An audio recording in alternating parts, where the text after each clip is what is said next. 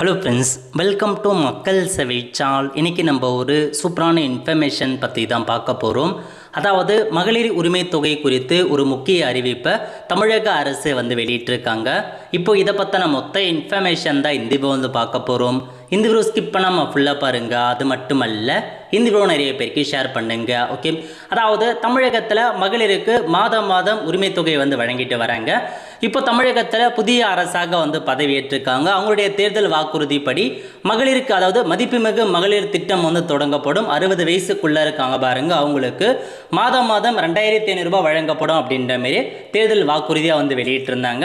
அவங்க பார்த்தா இப்போ தான் பதவியேற்றிருக்காங்க. அதன் காரணமாக முதல் மாதம் மட்டும் அந்த கலைஞர் மகளிர் உரிமை தொகை திட்டத்தின் மூலமாக எல்லாருக்குமே 1000 ரூபாய் வங்கி கணக்கில் செலுத்தினாங்க. இப்போ என்ன அப்டேட் பண்ணியிருக்காங்க அப்படின்னு பார்த்தீங்க அப்படின்னா, இந்த மகளிர் உரிமை தொகை குறித்து பட்ஜெட்டில் அறிவிக்கப்படும் அப்படின்ற மாரி நிதியமைச்சர் மரியா வில்சன் அவர்கள் பார்த்தா தெரிவிச்சிருக்காருங்க. அதாவது என்ன சொல்லியிருக்காங்க அப்படின்னா, இன்னும் 2 வாரங்களில் நிதிநிலை அறிக்கையை பார்த்தா வெளியிடுவோம். அது மட்டும் இல்லாமல் பட்ஜெட்டில் உங்களுக்கு இந்த குடும்ப தலைவிகளுக்கு மாதம் ரூபாய் 2500 அறிவிப்பு வெளியிடுவோம் அப்படின்ற மாரி ஒரு அப்டேட்டை பார்த்தா வெளியிட்டிருக்காங்க. ஸோ அதாவது தமிழ்நாட்டின் நிதிநிலை தொடர்பான வெள்ளை அறிக்கை வெளியிடப்படும்.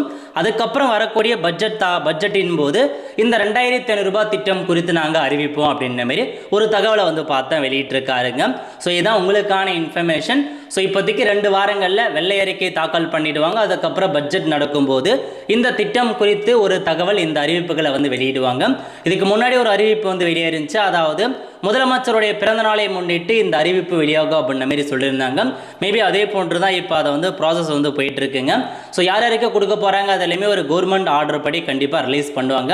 அந்த கவர்மெண்ட் ஆர்டர் தான் யார் யாருக்கு தகுதி இருக்குது, யார் யாரெல்லாம் அப்ளை பண்ணலாம், அதுலேயுமே சேருங்க.